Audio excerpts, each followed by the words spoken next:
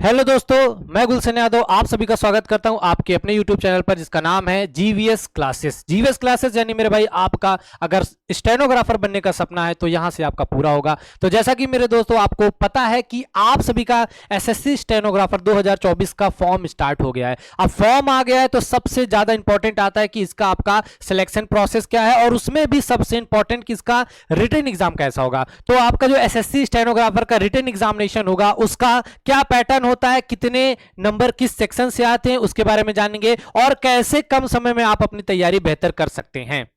तो सबसे पहले बात करते हैं आपका कि पेपर में कितने प्रश्न और किस किस सेक्शन से आते हैं। जैसा कि आप सभी को पता होगा कि आपका 2 घंटे का पेपर होता है, आपके 200 क्वेश्चन आते हैं और जो मेरे दोस्त आपका 200 आपके मार्क्स के होते हैं। मतलब आपका 2 घंटे में 200 क्वेश्चन 200 मार्क्स के आपका पेपर रहने वाला है। अब इसमें से मेरे भाई जो आपके 200 क्वेश्चन आते हैं ये भी आपका 3 सेक्शन में डिवाइड होता है। एक होता है आपका रीजनिंग, उसके बाद एक आता है आपका जीके या इसको हम जीएस बोलते हैं और लास्ट में आपका आता है इंग्लिश। अब रीजनिंग से मेरे दोस्त आपके 50, आपके जीके जीएस से 50 और इंग्लिश से आपके 100 क्वेश्चन आते हैं। और मोस्टली लोगों को लगता है कि भाई अगर मैं इंग्लिश पढ़ लेता हूं तो मेरा सिलेक्शन हो जाएगा, जो कि उनकी सबसे बड़ी गलती होती है। याद रखिएगा, अगर आपको इसमें सिलेक्शन लेना है तो आपको हर एक विषय को टच करना पड़ेगा, लेकिन सबसे इंपॉर्टेंट है और अगर मैं बोलूं कि सबसे फ्री में, हाँ फ्री में और सबसे आसानी से आपका जो रीजनिंग के 50 क्वेश्चन है ना, इसमें आप 45 प्लस नंबर आराम से ला सकते हैं। दूसरा मेरे भाई आपका आता है जीके जीएस। याद रखिएगा, जीके जीएस में सब सोचते हैं मेरा 30 35 40 आए, नहीं मेरे भाई, सिलेक्शन होने के आपको पता है कितने नंबर चाहिए। मात्र मेरे भाई अगर आपके जीके जीएस में आपके 20 प्लस बन गए ना, समझ लो आपका सिलेक्शन हो गया, कोई रोक ही नहीं सकता है।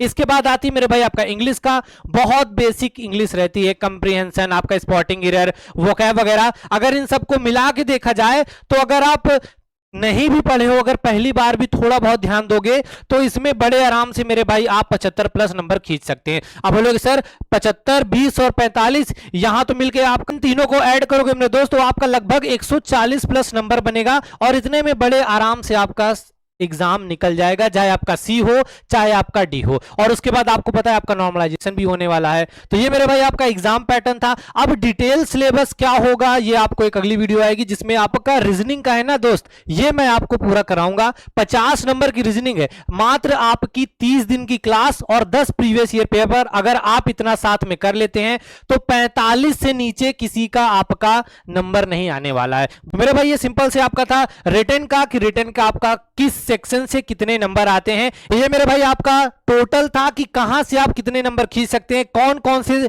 आपके विषय पूछे जाते हैं एसएससी स्टेनोग्राफर में, आपका जो रिटन होता है। इसके बाद मेरे भाई आपका आता है स्किल, और स्किल टेस्ट आपका कैसा होता है, क्या क्या इसके लिए करना होगा, तो आपको ज्ञानवीर सर आ रहे हैं वो आपको बता देते हैं। आइए ज्ञानवीर सर।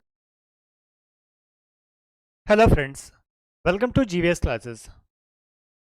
हम लोग बात कर रहे हैं स्किल टेस्ट की। गुलशन सर ने आपको बताया है कि आप रिटन की तैयारी कैसे कर रहे हैं शॉर्ट हैंड में। अब बात आती है स्किल टेस्ट की। स्किल टेस्ट आप कैसे तैयार करेंगे तो डिपेंड करता है कि स्किल टेस्ट में आपकी कंडीशन क्या है। अभी आप शॉर्ट हैंड सीख चुके हैं या सीख रहे हैं या अभी आपको सीखना है। बहुत लोग एग्ज़ाम देने के बाद पूछते हैं कि सर हमको शॉर्ट हैंड नहीं आती है, मैं करना चाहता हूँ, मेरा एग्ज़ाम क्लियर हो गया है। तो आपको पहले बता दे रहा हूँ कि अगर आपको शॉर्ट हैंड सीखनी है, अगर आप नहीं सीखे हैं तो अभी भी आप तैयारी स्टार्ट कर सकते हैं। अभी भी चांसेस हैं कि आप 4 महीने में शॉर्ट हैंड क्लियर कर लें या बेसिक कंप्लीट कर लें। शॉर्ट हैंड का चांसेस हैं, ये नहीं कह रहा हूँ कि हाँ निकलेगा ही। और जो लोग शॉर्ट हैंड पहले से सीख चुके हैं वो रेगुलर 1 घंटे की क्लास करेंगे। डेली आपको क्लासेस करनी है। डिक्टेशन आपको डेली कम से कम 800 वर्ड या 1000 वर्ड का डिक्टेशन लिख के ट्रांसक्राइब करना है, चेक करना है। ये काम आपको रिटन की तैयारी के साथ साथ करते रहना है। ऐसा नहीं कि आपकी शॉर्ट हैंड बहुत अच्छी है और आपने शॉर्ट हैंड को छोड़ दिया है।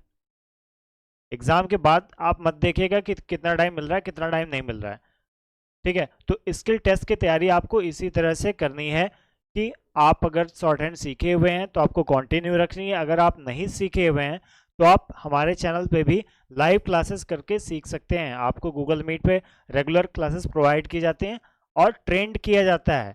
हर एक गलतियां आपकी चेक की जाती हैं, डिक्टेशंस आपको दिए जाते हैं और एक स्पेशल बैच जो कि चलती है जिसमें कि आपको 4 से 5 मैटर्स एग्जाम के लिए एसएससी के लिए बोले जाते हैं। ध्यान दीजिएगा, अगर आपकी स्पीड 80 वर्ड पर मिनट है, कितनी 80 वर्ड पर मिनट की स्पीड, मतलब कि डी का अगर मैटर है या सी का मैटर है जिसमें कि 100 वर्ड पर मिनट का डिक्टेशन आता है, तो आपको इसके लिए कम से कम आपकी जो स्पीड हमारी बैच में जो कराया जाता है, आपका 130 के नीचे मैटर नहीं बोला जाएगा। आपकी स्पीड कितनी होनी चाहिए, 130 वर्ड पर मिनट पे आप मैटर को लिखेंगे और पढ़ेंगे। 100 वर्ड पर मिनट या 110 वर्ड्स पर मिनट पे मैटर आप लिख के इसको ट्रांसक्राइब करेंगे, ठीक है, तब जाके आपका एग्जाम क्वालिफाई होगा।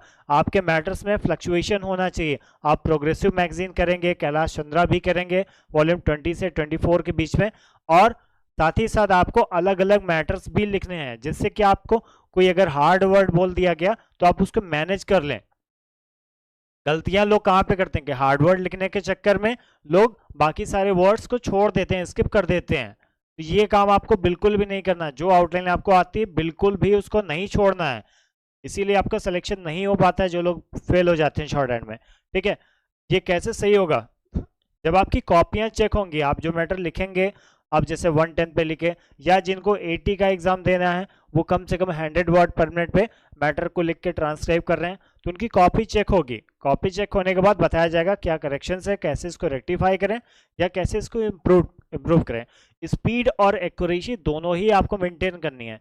जितनी ज़्यादा आप डिक्टेशन लिखेंगे उतनी ज़्यादा आपकी स्पीड, और फ्लक्चुएशन जितनी ज़्यादा लिखेंगे उतनी आपकी स्पीड इंक्रीज होगी, और घर पे जितनी प्रैक्टिस करेंगे उतनी आपकी एक्यूरेसी बढ़ेगी, ठीक है। एक्यूरेसी बढ़ाने का एक और तरीका है कि अपनी शॉर्ट हैंड की कॉपी को रेगुलर चेक करना, मैटर को पढ़ना, तब आपकी एक्यूरेसी बढ़ेगी, ठीक है। तो स्किल के लिए आप इतना ही कर सकते हैं, और स्किल और रिटन दोनों को तैयार करके आप एक शॉर्ट हैंड की अच्छी जॉब ले सकते हैं।